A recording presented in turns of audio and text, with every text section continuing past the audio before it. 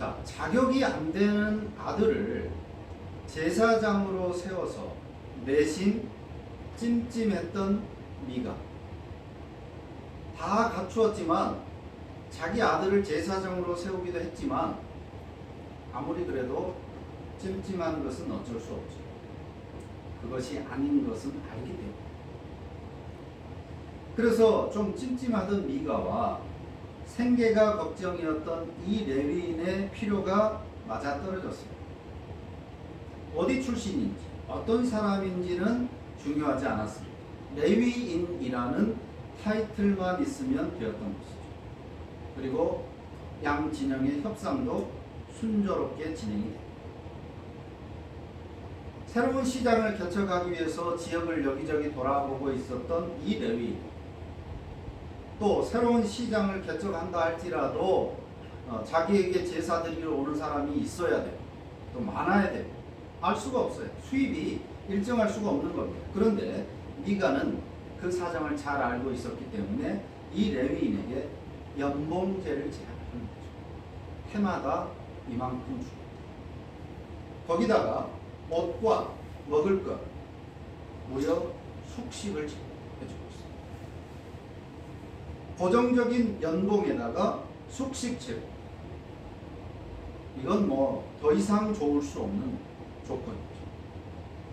둘 다 매우 만족스러웠습니다. 특히 미가의 입장에서는 아주 조금 남아있었던 그 찜찜함, 그 부족함을 액땜을 완성해서 매우 흡족합니다. 그래서 마음에도 없는 말을 덧붙여서 이 레위인과의 계약을 급속도로 성사시키죠. 17장 10절에서 나를 위하여 아버지와 제사장이 되라. 즉 영적 지도자로 내가 너를 떠받들겠다. 비록 어리지만, 나이가 어리지만 내가 너를 우리 제사장이 되어주면, 우리 집의 제사장이 되어주면 영적 지도자로 내가 떠받들어 주겠다라고 말합니다. 그런데 사사기 저자는 그 말이 거짓이라는 것을 곧바로 밝힙니다. 11절에서 그 청년이 미가의 아들 중 하나같이 됩니다. 아들처럼 잘 대우해줬다, 그렇게 오해할 만한 말입니다. 하지만 이것은 아들처럼 대우했다는 말이 아니라 아들처럼 취급했다는 말. 즉 자기 마음대로 자기가 말하는 대로 움직여지는 사람이 된 것이죠. 갑과 을이 된 것이죠. 계약하기 전에는 네가 갑이고 내가 을이다. 너의 지도를 내가 따르겠다. 그렇게 말해놓고 계약을 했지만 저자는 그 미가의 말이 계약을 위한 거짓말이라고 금방 밝혀주는 거죠. 아들처럼, 즉 자기 아들에게 했던 거죠. 너 제사장 해. 아들 제사장 시킵니다. 아침 제사해, 저녁에 제사해, 이렇게 저렇게 마음대로 아들을 부릴 수 있었던 것처럼 이 제사장도 머지않아 돈에 그렇게 묶여버린 것입니다. 그러면서 미가는 말, 레위인이 내 제사장이 되었으니 이제 여호와께서 내게 복 주실 줄을 알아. 이제 여호와는 내게 복 주실 수밖에 없다. 복 주셔야만 된다 하는 말입니다. 하나님마저도 개인의 신으로 고용되었다는 듯이 말하는 미가의 신앙 목적은 분명합니다. 개인 신당을 지어 거금을 들여서 에봇과 드라빔을 만들고 사설 제사장을 둔 것은 하나님을 잘 섬기기 위함이 아니었습니다. 나라꼴이 이 모양이니까 다들 이단이고 사입이니까 나라도 하나님을 잘 섬겨야 되겠다라고 한 것이 아니라 미가의 신앙 목적은 결국은 복을 받기 위한 것이죠. 자기가 원하는 것의 성취, 만사 형통의 복을 받기 위한 신앙의 목적입니다. 본래 하나님께서 에봇을 만들게 하시고 또 제사장을 세우신 것은 하나님의 뜻을 백성들에게 알리기 위함입니다. 그래서 백성들로 하여금 하나님의 말씀대로 살아가게 하기 위한 그 목적이 제사장들을 세우신 것이고 또 제사장에게 고유의 권위와 권한을 주기 위해서 에봇을 만든 것입니다. 그런데 미가 역시도 하나님의 뜻을 잘 알기를 원했지만 그러나 그것은 그 뜻대로 하나님의 뜻을 잘 알아서 그 뜻대로 살고자 하는 것이 아니라 하나님을 만들어서라도 아니면 돈으로 구매해서라도 자기 행복을 얻고자 했던 것입니다. 증권 시세 알고 로또 번호 미리 알고 그래서 한몫 챙기자는 것과 다르지 않습니다. 미가의 신앙은 동시대의 사람들의 이스라엘의 보편적인 신앙의 모습이었고 죄성을 가진 보편적 인간들의 신앙입니다.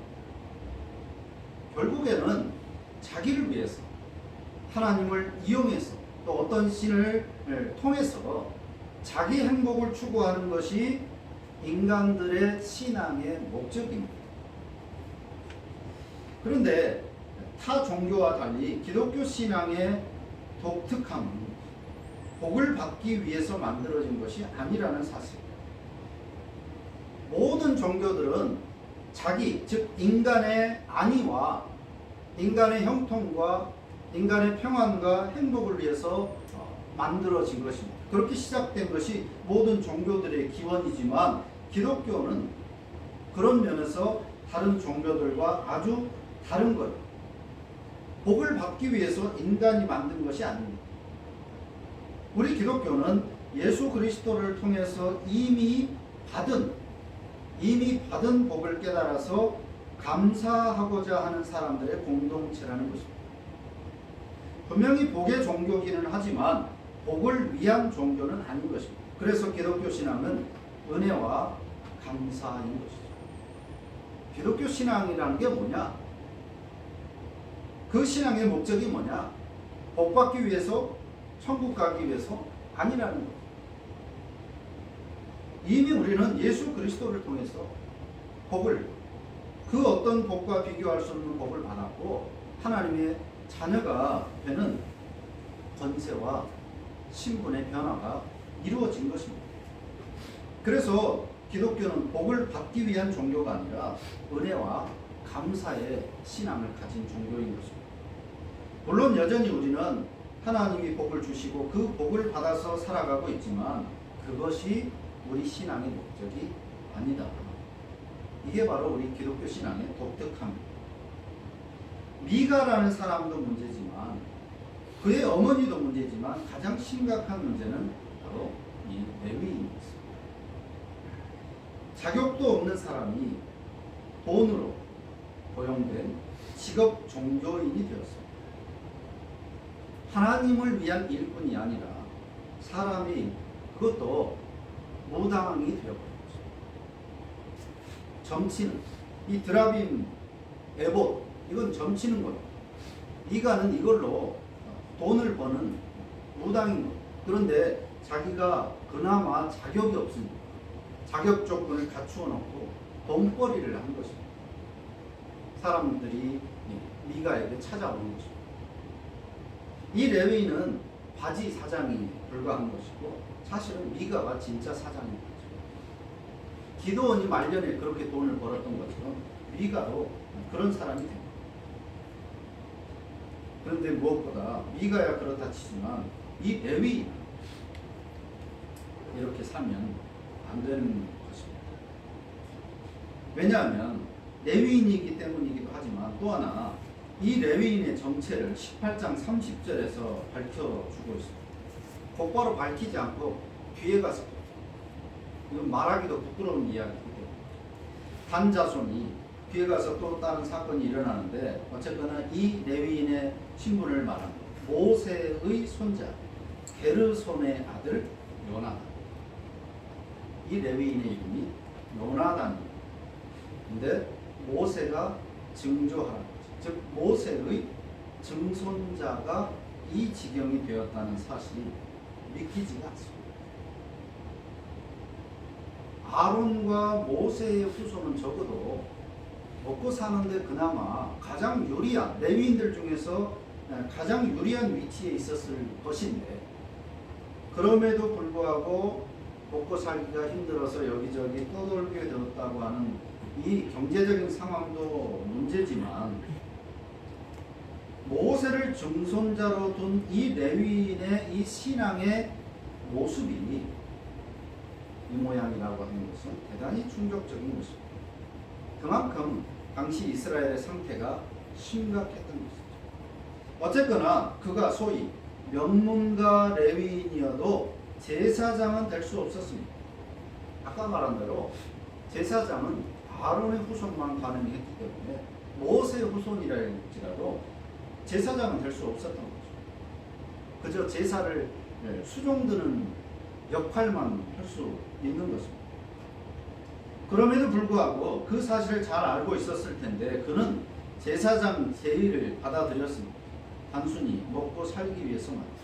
뿐만 아니라 율법에 의하면 제사장은 최소한 30세가 되어야 할 수 있습니다. 이 레위인은 정확하게는 소년, 청년이라는 단어로 쓰이고 있습니다. 본문에서. 아직 그 나이가 되지도 않은 것입니다. 미가가 자기 아들처럼 이래라 저래라 마음대로 할 수 있는 그런 어린 청년이었던 것이죠. 자, 그래서 이 레위인은 신분으로도 그렇고 인격으로도 그렇고 나이로도 그렇고 신앙도 어느 것도 제사장이 될 수 없는 기준 미달의 사람이었습니다. 돈을 쫓고 따르던 이 레위인은 18장에 가서 보면 더 좋은 조건을 제시하는 쪽이 나타나니까 주저없이 미가를 배신하고 그들에게 다시 고용되어서 따라나죠. 더 조건이 좋으면 얼마든지 다른 조건에 고용될 수 있는 것이죠. 미가와 이 레위인의 모습이 당시 이스라엘의 종교성, 신앙 상태였습니다. 율법, 즉 말씀 공동체로 말씀 위에 세워진 이스라엘의 최후의 보루인 말씀 신앙이 무너져 버렸다라고 하는 것을 저자는 보여주고 있습니다. 왜 이렇게 되었는가 하면 그때에는 이스라엘의 왕이 없으므로 사람마다 자기 소견에 오른 대로 행하였다. 왕이 없었다는 말은 단순히 능력 있는 힘 있는 지도자나 군사 지도자가 없었다는 말이 아니라 하나님의 대리자, 즉 하나님의 말씀을 전달할 자가 없었다는 말, 하나님의 말씀이 없었다는 말. 오늘 본문의 모습은 여러 가지 면에서 오늘 우리 기독교의 상태와 중첩되고 있습니다. 거대한 교회들이 즐비하게 늘어서 있습니다. 교계 지도자를 자칭한 또 타칭되는 사람들도 많이 있습니다. 교계를 넘어서 우리 사회의 지도자로도 인정되는 사람들도 많습니다. 그런데 오히려 세상 사람들이 한국 교회를 향해서 교회답지 않다, 신자답지 못하다라고 말합니다. 기독교인이 아닌데 교회 다닐 생각도 사실 없지만 그래도 교회라고 하면 이래야 되지 않겠나, 신앙인이고 신자라면 이래야 되지 않겠는가라고 하는 어느 정도의 기준은 그 사람들도 가지고 있는 거예요.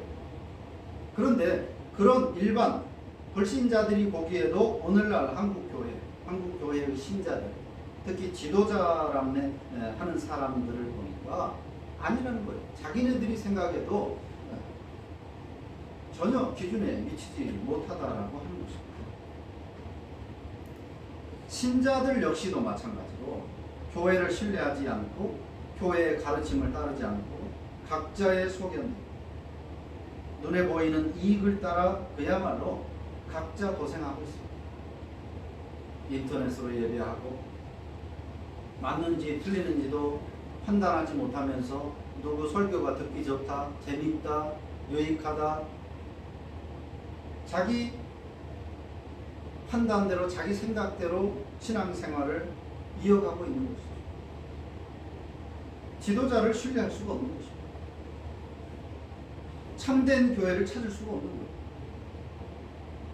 그러니까 하나님은 믿어야 되겠고 해서 자기 생각대로 자기 판단대로 마치 미가처럼 그렇게 각자 도생하는 신앙이 되고 말았습니다. 말씀이 신자들과 교회의 절대 기준이 아니니까 결집력이 없습니다. 말씀에 따라서 모이고 헤쳐지고 말씀이 기준이 되면 그것을 판단하기 쉬운데 말씀이 절대 기준이 아니니까 결집되지 않고 이해 타산에 따라서 이리저리 휩쓸리다가 사분오열되고 말았습니다. 이제 신자들은 말씀을 기준하지 않습니다. 참된 말씀이 있다 없다 혹은 참된 말씀이 있기 때문에 내가 그 교회를 다닌다 그게 아닙니다. 말씀에 따라서 신앙생활을 하지 않고 돈에 따라서 혹은 정치색, 지역색 또 그 교회가 얼마나 크고 화려하냐 또 그 교회에 모이는 사람들의 신분의 정도가 어느 정도 되느냐 이런 것을 가지고 교회를 선택을 하고 신앙생활을 이어가고 있는 오늘 한국 기독교의 현실인 것입니다. 우리 교회는 주님의 말씀 위에 세워졌습니다. 말씀이 절대 기준이 되어서 세워져 가는 것입니다. 그래서 말씀이 무너지면 교회가 무너지는 것입니다. 말씀이 없으면 그건 교회가 아닌 것입니다. 미가의 신당이라고 번역이 됐어요. 번역하는 사람이 많이 고민했을 부분. 신당. 이 신당이라는 원문은 하나님의 집이라는 뜻입니다. 벳 엘로힘. 미가의 하나님의 집. 이렇게 번역을 하려고 하다 보니까 도무지 그렇게 할 수가 없는 것입니다. 그래서 미가의 신당으로 번역을 했는데 원래는 미가의 하나님의 집. 미가가 만든 하나님의 집. 하나님의 집이라고 만들어 꾸며놓은 것입니다. 자기네 집 어느 한쪽에. 그런데 그 미가의 집, 즉 하나님의 집에는 성경이 가르치는 하나님이 계시지 않았습니다. 그곳의 하나님은 미가 자신이었습니다. 자기를 위해서 만든 거예요. 또 자기가 제사장도 임명하고 자기가 이렇게 예배해야 된다 저렇게 해야 된다 자기가 정하니까 앞에 부분 다 잘라내버리고 그냥 은혜스러운 찬송으로 예배 시작하자. 그게 좋지 않냐? 예배도 자기 마음대로 만들어버려. 말씀도 뒤에 딱 앉아가지고 오늘날로 치면 그 목사님 설교 너무 길어 좀 잘라 20분으로 해. 이렇게 하는 거예요. 그러니까 미가가 하나님의 집이라고 만들었지만 하나님이 분명히 들어있지만 그 단어가 그리고 두 개의 신상을 만들어서 하나님이다 라고 만들었지만 실제 신은 실제 하나님은 미가 자신이었던 거예요. 자기를 위해서 만들고 그렇게 꾸몄고 그렇게 운영되니까 미가가 하나님입니다.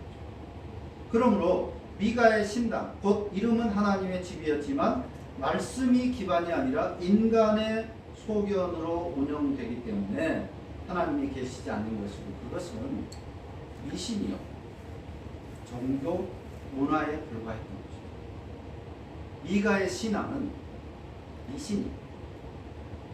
미가의 집에 꾸며진 그 교회는 종교 문화 이스라엘 여호와 신앙이라는 문화일 뿐이지 여호와 신앙이 아니었던 것입니다.